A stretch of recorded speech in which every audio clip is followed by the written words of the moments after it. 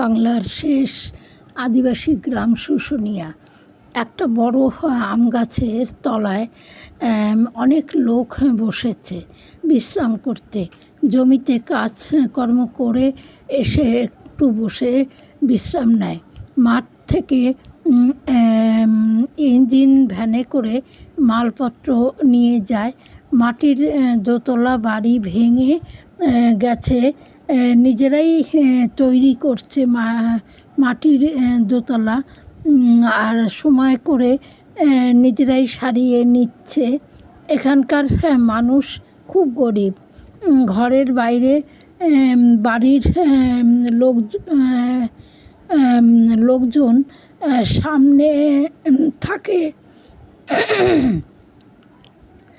আর সবাই ছোট বড় একসঙ্গে পড়াশোনা করে, আবার কাজকর্ম করতে যায় মাঠে। একটা টিনের চাল দিয়ে মাটির দোতলা ঘর করেছে। ছেলেমেয়েরা সকালে পান্তা ভাত ও আলু সেদ্ধ খাবার খেয়ে পড়াশোনা করতে যায় এবং বড়রা মাঠে কাজ করতে যায়।